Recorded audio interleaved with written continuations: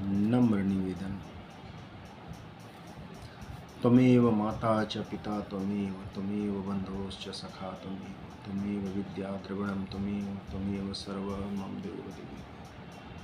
वसुदेवसुतं देवं कंसचाणूरमर्दनं देवकी परमानन्दं कृष्णं वन्दे जगद्गुरुम्। अब श्रीमद् भगवद गीता की गीता महिमा।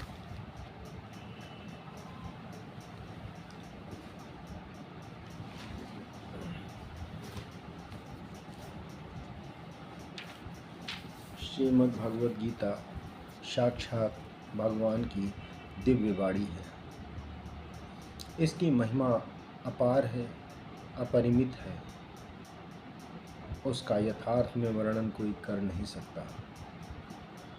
शेष, महेश, गणेश भी इसकी महिमा को पूरी तरह से नहीं कह सकते, फिर मनुष्य की तो बात ही क्या है।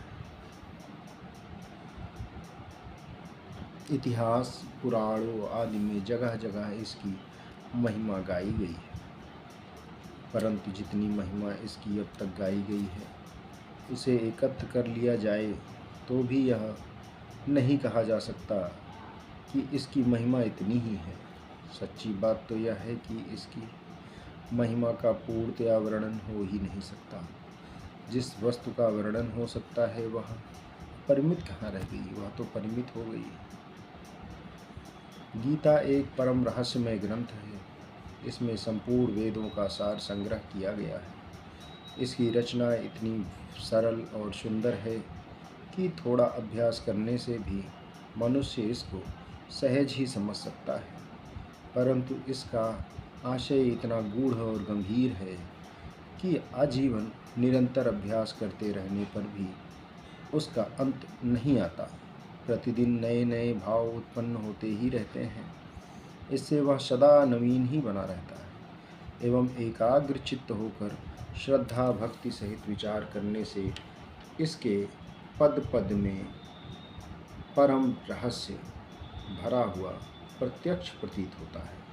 भगवान के गुण, प्रभाव, स्वरूप, तत्व, रहस्य और उपासना का तथा कर्म एवं ज्ञान का वर्णन जिस प्रकार इस गीता शास्त्र में किया गया है, वैसा अन्य ग्रंथों में एक साथ मिलना कठिन है। भगवद गीता एक ऐसा अनुपमेय शास्त्र है जिसका एक भी शब्द सदुपदेश से खाली नहीं है। गीता में एक भी शब्द ऐसा नहीं है जो रोचक कहा जा सके। जिसमें जितनी बातें कही गई हैं वे सभी अक्षरशः यथार्थ हैं। सत्य स्वरूप भगवान की वाणी में रोचकता की कल्पना करना उसका निरादर करना है, परम सत्य है। गीता सर्वशास्त्रमयी है। गीता में सारे शास्त्रों का सार भरा हुआ है। इसे सारे शास्त्रों का खजाना कहें तो भी आयुक्ति न होगी। गीता का भली भांति ज्ञात हो जाने पर सब शास्त्रों का तात्विक ज्ञान अपने आप हो सकता है। उसके लिए अलग परिश्रम करने की आवश्यकता नहीं रहती। महाभारत में भी कहा है सर्वशास्त्रमयी गीता। परंतु इतना ही कहना पर्याप्त नहीं है, क्योंकि सारे शास्त्रों की उत्पत्ति वेदों से हुई है। वेदों का प्राकट्य भगवान ब्रह्मा जी के मुख से हुआ है और ब्रह्मा जी भगवान के नाभि कमल से उत्पन्न हुए। इस प्रकार शास्त्रों और भगवान के बीच में बहुत अधिक व्यवधान पड़ गया है, किंतु गीता तो स्वयं भगवान के श्री मुखारविंद से निकली है, इसलिए उसे सभी शास्त्रों से बढ़कर कहा जाए तो भी कोई अत्युक्ति न होगी। स्वयं भगवान वेद व्यास ने कहा है, गीता सुगीता कर्तव्या कि मनमह शास्त्र संग्रह या स्वयं पद्मनाभस्य मुख पद्मनाद श्रुता। अर्थात गीता ही भली प्रकार से श्रवण, कीर्तन, पठन, पाठन, मनन और धारण करना चाहिए। अन्य शास्त्रों की संग्रह की क्या आवश्यकता है। क्योंकि वह स्वयं पद्मनाभ भगवान के साक्षात मुख कमल से निकली हुई है। इस श्लोक में पद्मनाभ शब्द का प्रयोग करके महाभारतकार ने यही बात व्यक्त की है। महाभारत कार का अर्थ है श्री वेद व्यास जी से। उन्होंने ही महाभारत की संरचना की थी, उन्होंने ही महाभारत ग्रंथ की संरचना की थी। तो इस श्लोक में पद्मनाभ शब्द का प्रयोग करके महाभारतकार ने यही बात व्यक्त की है। तात्पर्य यह है कि यह गीता उन्हीं भगवान के मुख कमल से निकली है जिनके नाभि कमल से ब्रह्मा जी उत्पन्न हुए और ब्रह्मा जी के मुख से वेद प्रकट हुए, जो संपूर्ण शास्त्रों के मूल हैं। गीता गंगा से भी बढ़कर है। शास्त्रों में गंगा का फल मुक्ति बतलाया गया है, परंतु गंगा में स्नान करने वाला स्वयं मुक्त हो सकता है, वह दूसरों को तारने का सामर्थ्य नहीं रखता। किंतु गीता रूपी गंगा में गोते लगाने वाला स्वयं तो मुक्त होता ही है, वह दूसरों को भी तारने में समर्थ हो जाता है। गंगा तो भगवान के चरणों से उत्पन्न हुई है और गीता साक्षात भगवान नारायण के मुखार बिंदु से निकली है।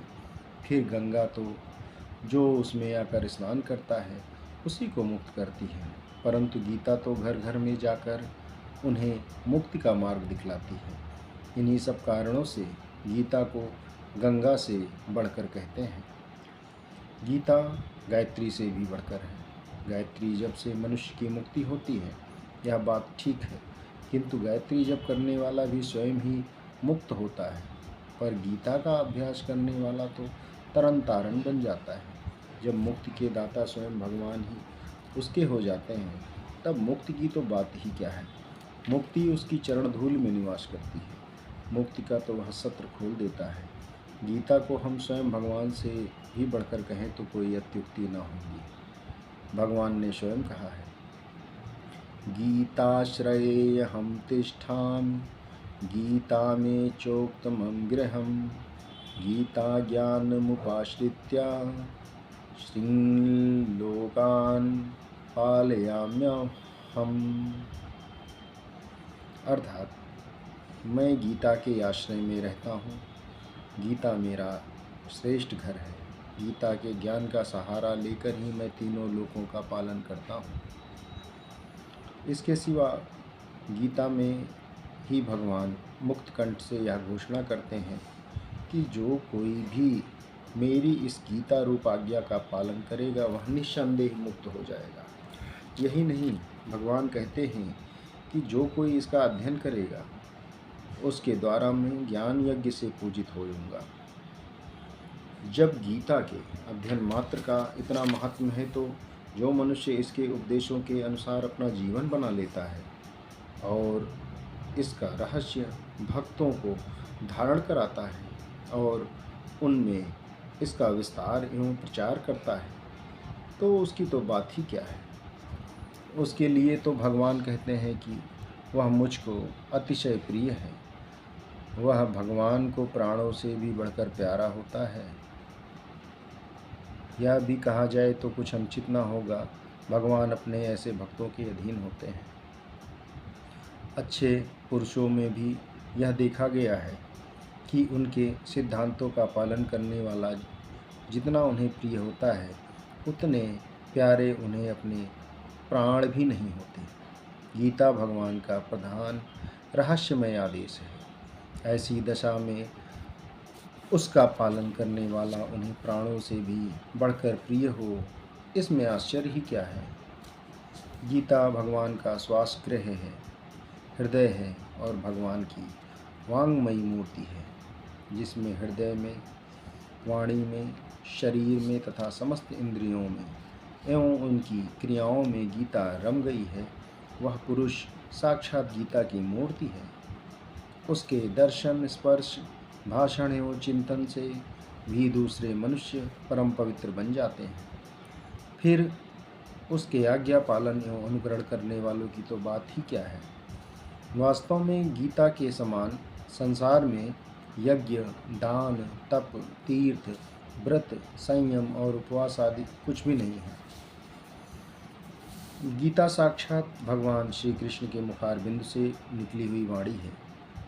इसके संकलनकर्ता श्री व्यास जी हैं। भगवान श्री कृष्ण ने अपने उपदेश का कितना ही अंश तो पद्यों में ही कहा था, जिसे व्यास जी ने ज्यों का त्यों रख दिया। कुछ अंश जो उन्होंने गद्य में कहा था, उसे व्यास जी ने स्वयं श्लोकबद्ध कर लिया।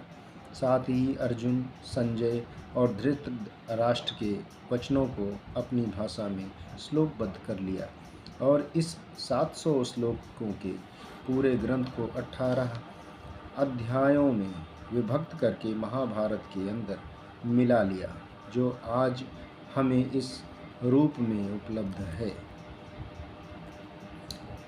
श्री राधा राधा राधा।